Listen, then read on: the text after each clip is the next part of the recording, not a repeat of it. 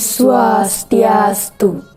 Halo sahabat Smiba, saya Made Rahma sebagai host yang akan menemani selama kurang lebih beberapa menit ke depan dalam acara Satelit Smiba, Senin Bincang Atraktif, Edukatif, Literasi, Kreatif. Satelit Smiba merupakan sebuah program bincang-bincang terkait pendidikan, khususnya di SMP Negeri 3 Bangli. Pada edisi kali ini kita akan berbincang-bincang mengenai program-program yang ada di SMP Negeri 3 Bangli, khususnya terkait dengan implementasi kurikulum merdeka, yaitu dengan dilaksanakannya P5, proyek penguatan profil pelajar Pancasila. Adapun telah hadir narasumber kita kali ini yaitu dari perwakilan kelas 7 dan 8, Sangtut dari kelas 7 dan Purnami dari kelas 8. Selamat datang teman-teman, mungkin bisa disapa terlebih dahulu sahabat Smiba yang menyaksikan tayangan ini. Halo sahabat Smiba. Dari sapaannya, narasumber kita kali ini terlihat sangat bersemangat dan bersahaja sekali ya. Semoga kita selalu sehat dan berbahagia. Bicara tentang P5 merupakan implementasi kurikulum merdeka yang sudah diterapkan di SMP Negeri 3 Bangli sejak tahun pelajaran 2022-2023 hingga sekarang. P5 merupakan upaya untuk mewujudkan pelajar Pancasila yang memiliki sikap beriman dan bertakwa kepada Tuhan Yang Maha Esa, berkebinekaan global, mandiri, kreatif, bergotong royong, dan bernalar kritis. Nah, pada episode kali ini telah hadir narasumber kita yang akan membagikan pengalamannya selama kegiatan P5. Halo Purnami, bagaimana nih perasaannya selama kegiatan P5 yang dimana sampai saat ini Purnami sudah melakukannya dengan 4 tema yang berbeda ya? Jadi perasaan saya pada saat mengikuti P5 yaitu sangat menyenangkan karena dalam P5 ini kita bisa menuangkan ide-ide kreatif kita. Contohnya yaitu dalam pembuatan mind mapping. Kemudian kita juga bisa berkolaborasi bersama teman-teman untuk mengerjakan proyek tersebut. Nah, pada P5 ini saya merasa di-refresh sejenak pada situasi pembelajaran yang berbeda dengan pembelajaran intrakurikuler pada biasanya. Selanjutnya untuk Sangtut sendiri bagaimana nih perasaannya selama mengikuti kegiatan P5? Apakah waktu di SD dulu sudah pernah mengikuti kegiatan P5? Saya merasa senang mengikuti pembelajaran P5 ini karena saya dapat menuangkan ide-ide kreatif saya ke dalam proyek yang ada. Saya juga diajak untuk membahas topik yang ada, mengemukakan isi pikiran saya dan menghargai isi pikiran orang lain. Pada SD, saya belum mendapatkan P5 karena waktu di SD saya masih menerapkan kurikulum 2013 dan kurikulum merdeka masih tergolong baru di SD saya. Jadi banyak hal baru ya yang kalian dapatkan melalui kegiatan P5 ini, terutama untuk Sangtut sendiri yang baru pertama kali melaksanakan kegiatan P5. Mungkin Purnami dan Sangtut bisa disampaikan apa tema dan topik yang diangkat dalam kegiatan P5 baru-baru ini. Untuk di kelas 8 itu mengangkat tema Suara Demokrasi dengan topik Suara Remaja dalam Demokrasi.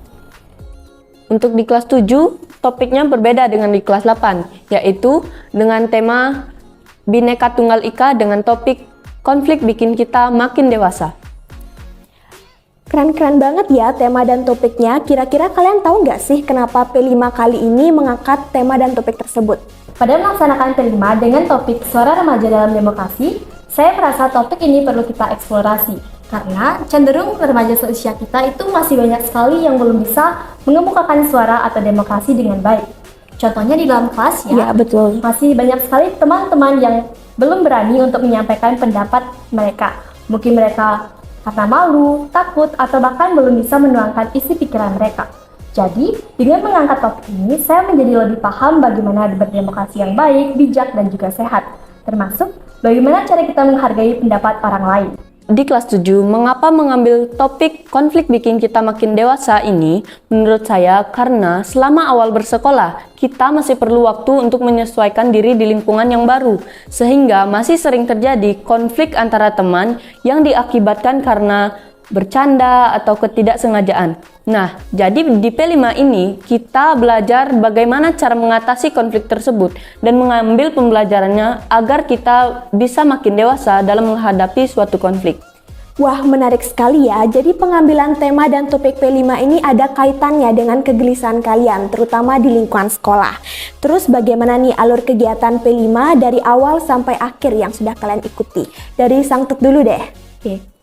Yang pertama, mengenali topik lebih dalam, mengeksplorasi isu dalam topik, lalu membuat mind mapping sesuai dengan eksplorasi yang telah didapatkan, lalu mempresentasikannya di depan kelas. Setelah itu, kami memajang beberapa hasil karya tersebut di sekitaran dinding kelas. Lalu kami juga ada membuat infografis media Canva. Kami juga membuat mini vlog di lingkungan sekitaran sekolah dengan topik konflik bikin kita makin dewasa. Yang terakhir yaitu kegiatan memamerkan di kelas yang bisa kakak-kakak kunjungi ke kelas saya ataupun kelas lainnya. Kelas saya juga menampilkan beberapa hasil infografis yang menggunakan media digital dan juga media manual. Ya mungkin segitu saja.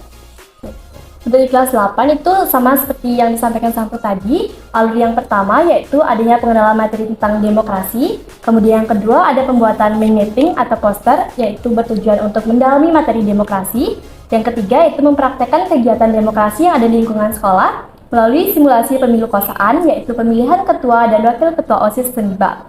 Nah, dalam P5 ini saya juga ikut berperan sebagai calon ketua OSIS, yang dimana saya mendapat pengalaman banyak sekali. Salah satunya yaitu bagaimana cara kita berdebat di depan teman-teman dan bagaimana cara kita menghargai pendapat orang lain. Jadi lengkap banget ya alur yang kalian sampaikan dari awal sampai akhir kegiatan. Terus selama pelaksanaan proyek P5 ini, apakah ada yang mendampingi atau mengarahkan kalian? Kalau ada, boleh kali di-spill namanya dan kesan pesan kalian selama didampingi oleh fasilitator tersebut. Untuk di kelas saya itu didampingi oleh 3 orang guru fasilitator, yaitu ada Ibu Kade Aridini, Ibu Kunti, dan juga Ibu Budiayu.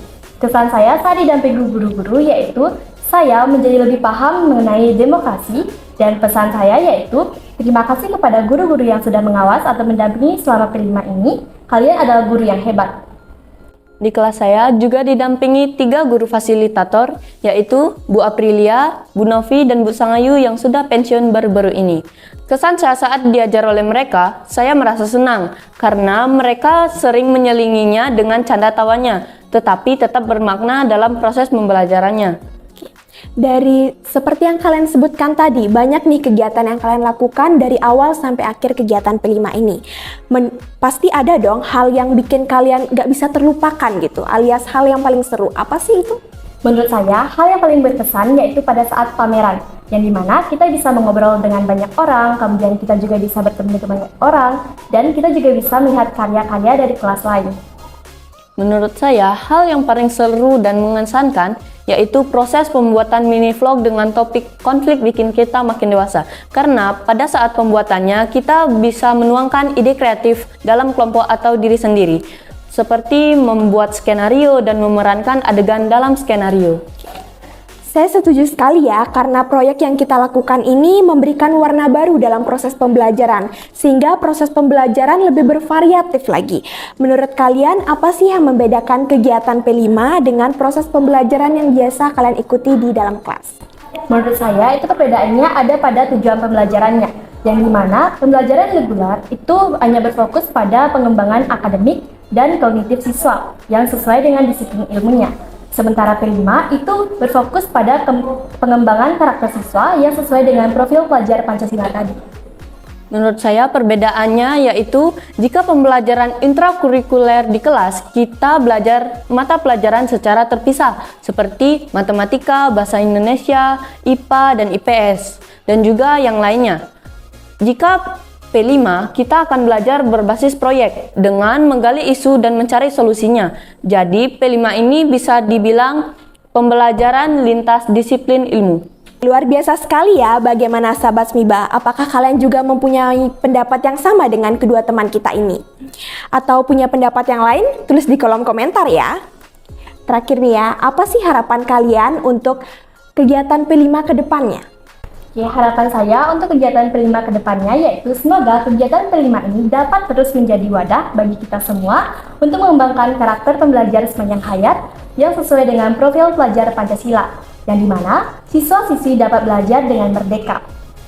Harapan saya, semoga ke depannya P5 ini dapat menjadi wadah untuk para siswa menuangkan ide kreatif dan nalar kritisnya, serta agar para siswa juga dapat belajar secara kontekstual sesuai dengan masalah yang mereka temui di sehari-hari. Ya.